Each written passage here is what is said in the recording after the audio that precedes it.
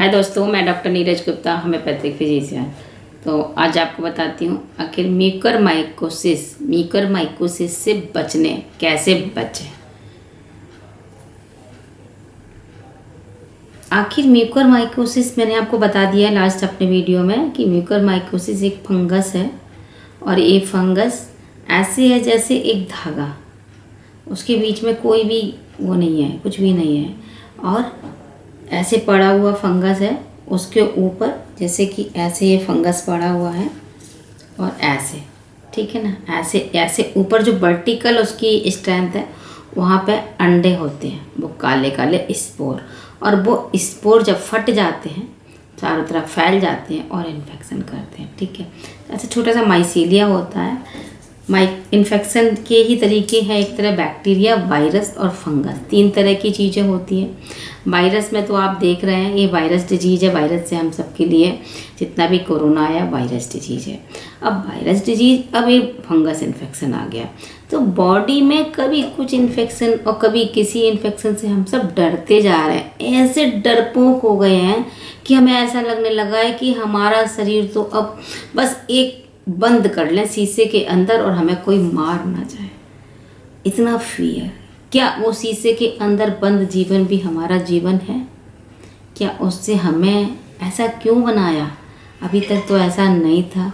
दुनिया में micro organism तो बहुत साल पहले बन चुके हैं, बहुत साल पहले इनके बारे में पता चुका था कि बैक्टीरिया, फंगस और वायरस, इन 3 के इन्फेक्शन से डिजीज होती है। ये सब पहले से ही पता था और ऑलरेडी दुनिया में थे।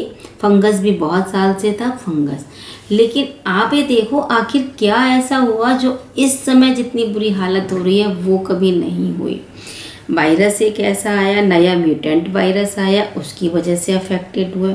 अब हम देख रहे हैं कि वायरस की वजह से हमने जो इतने ज़्यादा स्टीरॉयड और मेडिसिन खाए उनकी वजह से हमको फंगस हो रहा है। तो यह ऐसा क्या हुआ है कि हमारी बॉडी में इतनी प्रॉब्लम क्यों आई? क्या ऐसा हुआ? कारण हमने अपनी ही, जैसे होता है ना, अपना बच्चा हो और वो बच्चा यदि शैतानी करे तो हम अपने बच्चे को ना डांट के सारे पड़ोस के बच्चों को डांटते हैं कि आप सब शैतान हो, इसकी वजह से मेरा बच्चा शैतान हुआ। लेकिन वो माँ सही है या वो माँ सही है जो अपने बच्चे को डांट दे कि यार तेरी गलती तू सुधर, हमें क्या करना दुनिया से, अपने बच्चे को ही हम सुधारेंगे और हमारा बच्चा सुधरेगा, वही हमारा भविष्य होगा, वही हमारी ज़िंदगी है। तो उसी तरह से हम बेमतलब में सबके ऊपर इल्ज़ाम लगाए जा रहे हैं, कभी वायरस पे इल्ज़ाम, कभी वायरस पे, कभी फंगाई पे कि फंगस आ गया, अब वायरस आ गया, और सबसे डरे जा रहे हैं। तो हमें उन सब पे इल्ज़ाम ना लगा के अपने शरीर पे इल्ज़ाम लगाना है कि हमने अपने शरीर को इतना ख़राब कर लिया है कि हम इन छोटी छोटी चीज़ों से अब मेंटल और फिजिकल दोनों वीक हो चुके हैं। हमारी मेंटल और फिजिकल इतनी वीकनेस बॉडी के अंदर आ गई है कि हमने इतना सब कुछ, जैसे होता है ना जब हम पहाड़ों पे चढ़ रहे होते हैं, तो जब चढ़ रहे स्टार्टिंग चढ़ रहे होते हैं तो हमें कभी डर नहीं लगता, हम चढ़ते जाते हैं क्योंकि हम मंजिल देख रहे होते हैं। और जब हम मंजिल पे पहुंच जाते हैं तो हमें नीचे गिरने का डर पड़ता है, हम खड़े होकर ऊपर से नीचे नहीं देख पाते, हमें फियर ऑफ फॉलिंग हो जाता है। तो वही ह्यूमन बॉडी में हुआ है आज। ह्यूमन बॉडी ने इतना चढ़ चढ़ के इतना पीक पे पहुंच गई कि अब पीक पे पहुंचने के बाद उसे फियर ऑफ फायर हो रहा है। हर चीज़ से डर लग रहा है, कहीं मैं इससे ना मर जाऊँ, कहीं मैं इससे ना मर जाऊँ। वो डर अपनी डिजीज से नहीं, फिर अपने फियर से मर रहा है, समझे? तो आपको इस फियर को कि मुझे वायरस हो जाएगा, मुझे फंगाई हो जाएगा, ठीक है, हो रहा है, कितने % लोग में हो रहा है, मानती हूँ हो रहा है। 10% लोगों में प्रॉब्लम आ रही है, लेकिन 10 में से 5% फियर वाले हैं, 5% डिजीज़ वाले हैं ओनली, 5% देखो फियर वाले हैं। तो आप ऐसे फियर को अपनी बॉडी में जनरेट क्यों कर रहे हो? आप उस पीक पे पहुंच गए हो, आपको इतनी परेशानी क्यों हो रही है? फंगस और बैक्टीरिया तो पहले भी था, ठीक है। आज सब कह रहे हैं एयर में फंगस आ गया, काला फंगस है, ब्लैक फंगस है, ब्लैक फंगस है। अब ब्लैक फंगस जैसे होता है ना, पहले डरते थे कि वो मैजिक हो रहा है, ब्लैक मैजिक और ये और वो, इतनी चीज़ों से डर के इंसान ने अपने को इतना डरपोक बना लिया कि अब वो डरपोक, अब वो मेंटल और फिजिकल इतना वीक हो गया, फिजिकल भी इतना वीक हो गया क्योंकि वर्कआउट नहीं करता, इम्यूनिटी इतनी कम कर ली है, हमेशा जब भी प्रॉब्लम हुआ, कुछ भी हुआ, तो ऐसी दवाओं का सहारा ले लिया कि अपने को कमज़ोर बना लिया। इतनी कमज़ोर उसकी मेंटल और फिजिकल हेल्थ हो गई कि वो अब हर चीज़ से डरने लगा और उस डर की वजह से उसको डिजीज़ आने लगी। इसी वजह से वायरस और फंगाई आपकी बॉडी पे अटैक कर रहा है। अपने डर को हटाओ, अपने फियर को हटाओ, अपनी बॉडी को मेंटल और फिजिकल साउंड करो। मेंटल फिजिकल साउंड होगा तो आपको कोई डिजीज जनरली नहीं होगा। दूसरी बात, फंगस हमेशा हमने देखा है तालाब में काई लगती है, गंगा जी यमुना जी के किनारे तो काई क्यों नहीं लगती?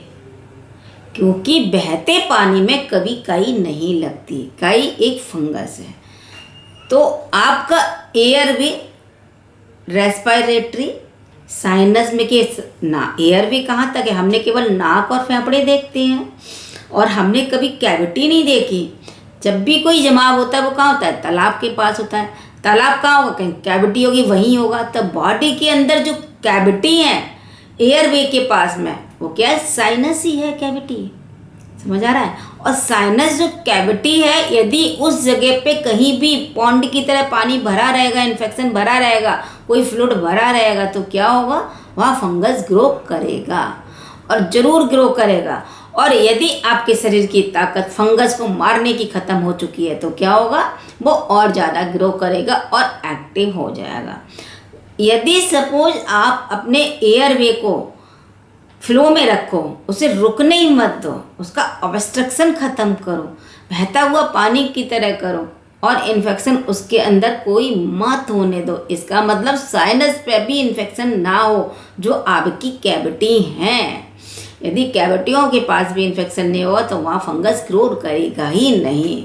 इसीलिए आप अपने एयरवे को, चाहे रेस्पिरेटरी हो, चाहे फूड पाइप का एयरवे हो, कॉन्स्टिपेशन नहीं होना चाहिए, प्रॉपर स्टूल पास होना चाहिए डेली, और आपका एनस एंड एलिमेंट्री कैनाल पूरी यदि डेली क्लियर होती है तो आपको वहीं फंगस रुकने की बात ही नहीं आती। आप बॉडी बाय जितने एनर्जेटिक रहोगे, यदि एनर्जेटिक रहोगे, आपकी एवरी सेल्स बॉडी को आप प्रॉपर ऑक्सीजन डेली दोगे, क्योंकि जहाँ ऑक्सीजन की कमी होगी, जहाँ पर ठहराव होगा, वहीं फंगस होगा। तो फंगस का इन्फेक्शन कहाँ होता है? जहाँ ठहराव होता है या जहाँ पे ऑक्सीजन की डेफिशिएंसी होती है। ये दोनों चीज़ें ऑलरेडी हमारे कोरोना पेशेंट में आ रही हैं। दूसरी बात, हम कोरोना पेशेंट को आइसोलेट कर देते हैं। 15 दिन बेचारा आइसोलेट रहता है, पहले से बीमार है, इतनी ज़्यादा स्टेरॉयड, इतना ऑक्सीजन लेवल चला, उसकी वजह से बीमार, ऊपर से उसके कमरे में कोई जाता नहीं है। जब घर में होम आइसोलेट कर देते हैं तो उन कमरों को हम गंदे भी रहते हैं। यदि सपोज मेल है, प्रॉपर सफाई नहीं करते, कॉर्नर कॉर्नर में डस्टिंग नहीं होती, तो फंगस ग्रो होने के चांस होते हैं। वहीं पे हम उसे ऑक्सीजन लगा देते हैं, हम उसकी ऑक्सीजन का इन सब का ध्यान रखते हैं पर क्लीनिंग का ध्यान नहीं रखते उसके रूम की, तो वहाँ फंगस होने का चांस होता है। और वो डल होके बेचारा सिक है तो और डल ड्राउजी हो जाता है, हिलना ही नहीं चाहता, कहता मैं तो बहुत वीक हूँ, मैं कुछ कर ही नहीं पा रहा। रियली में वो बहुत वीक होता है, नहीं कर पाता है, तो उसकी केयर और प्रॉपर नहीं हो पाती। ऊपर से हम जो ऑक्सीजन पाइप, मास्क वगैरह लगाते हैं, उनको कभी क्लियर नहीं करते। हमारे इंडिया में बहुत बड़ी प्रॉब्लम है, हम लोग कभी भी हाइजीनिक ध्यान नहीं रखते किसी भी चीज़ का। हम सिर्फ मेंटल और अपना मनी देखते हैं कि कितने रुपए का ये आया है, 100 रुपये का तो ये आया है, हम कैसे इसे रोज़ रोज़ चेंज करें। कोई नहीं, इसे अभी तो गंदा कहाँ हुआ, मैं तो यूज कर रहा हूँ, कोई नहीं। N95 मास्क को हम डेली यूज, महीनों के सालों तक यूज करते रहेंगे, हम उसे बदलेंगे नहीं कि फटा नहीं है, गंदा नहीं हुआ, मैं इसी को यूज कर रहा हूँ।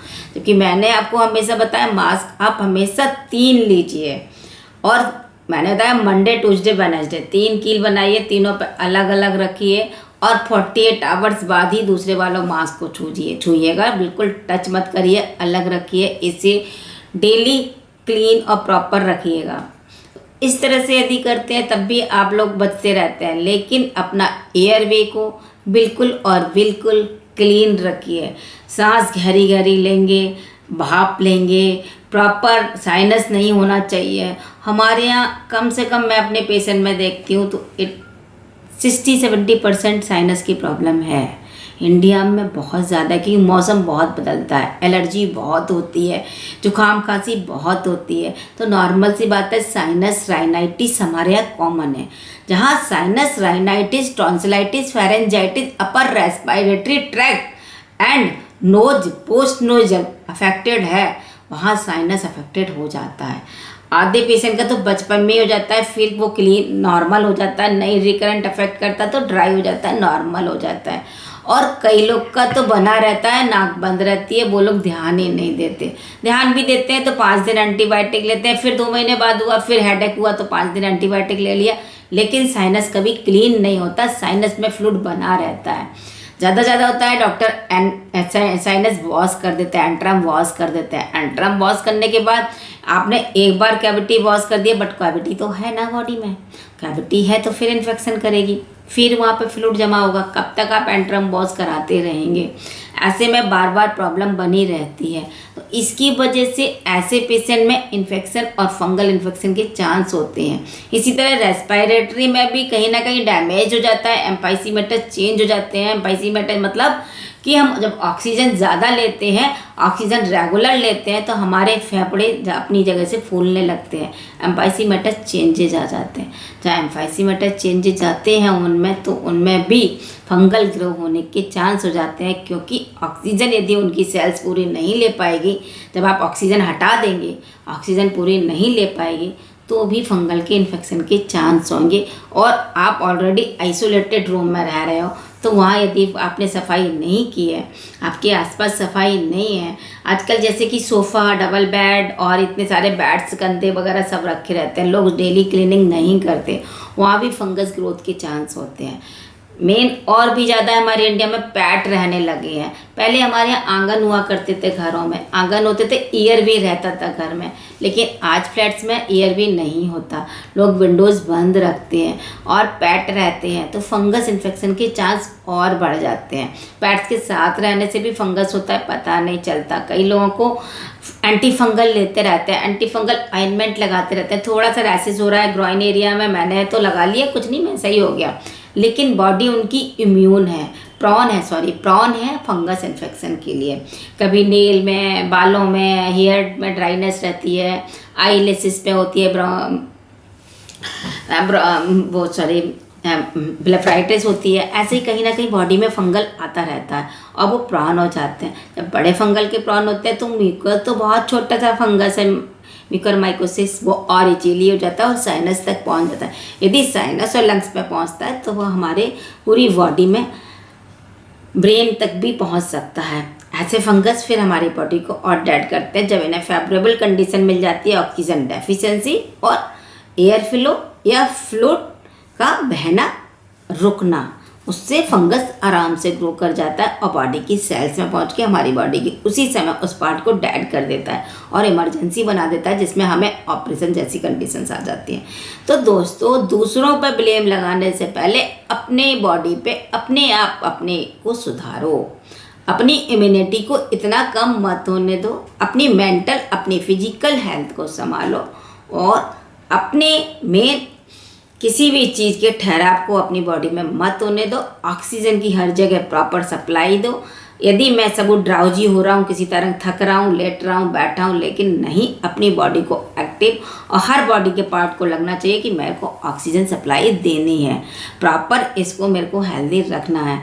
उसके लिए अपनी एक्सरसाइज, अपने फ्लो, एयर फ्लो को प्रॉपर सही रखिए, ध्यान रखिए आपका साइनस सही हो, साइनोसाइटिस ना हो, ज़्यादा लगे तो एक फिर भी आप एक्सरे या सीटी स्कैन, पीएनएस करा सकते हैं, जिसको आपको अपनी साइनस की नॉलेज हो जाएगी कि मेरे साइनस में कुछ है तो नहीं है।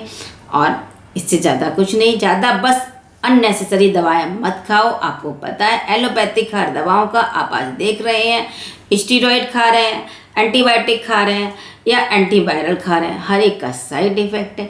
अपनी छोटी छोटी बीमारी जिनसे आप चाहते हैं, आपको पता है यदि मैं कोई इतनी बड़ी आफत वाली बीमारी नहीं है तो मैं होम्योपैथिक, जिससे होम्योपैथिक से प्रॉपर लूँ तो कम से कम अपनी इम्यूनिटी से मैं सुरक्षित रहूँगा। आपकी इम्यूनिटी सुरक्षित है तो आप भी सुरक्षित हैं। Okay, thank you.